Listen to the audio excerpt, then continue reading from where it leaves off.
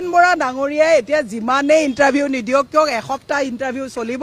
তাৰপিছত এই ৰাণা গোস্বামী ৰূপজ্যোতি কুৰ্মী সুশান্ত বৰগোহাঁই এইবিলাকৰ লগত এতিয়াতো ভুৱনেশ্বৰ কলিতা ডাঙৰীয়া ইতিহাস হ'ল এই তেওঁ বেক বেঞ্চত বহি থাকিব লাগিব কাম এতিয়া হিমন্ত বিশ্ব শৰ্মাৰ হাতত অলপ ঢিলাই দিব কটকটকৈ যাব আকৌ টানি লৈ গুচি আহিব এই পীযুষ জয়ন্ত দিগন্ত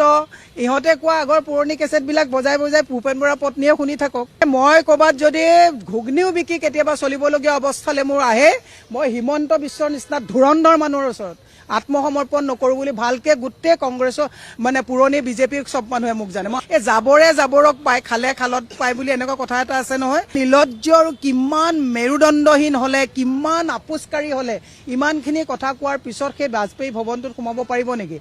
চাওক মই আপোনাক মই কোনো 50 কোটি 60 কোটি টকাৰ কথা কোৱা নাই লোভীয়া মানুহে কম কম পইচাটো তেওঁলোকে বাৰেপতি হেৰি কৰে মই এটা কথা কৈছোঁ ন কালি পীযুষ মানৱ ইহঁতে যিবিলাক কথাৰে তেওঁক ইমান বেয়াকৈ ভৎসনা দিয়াৰ পিছত পীযুষ মানৱক এই হোৱাইট কালাৰৰ সোফা য'ত বহাওঁতে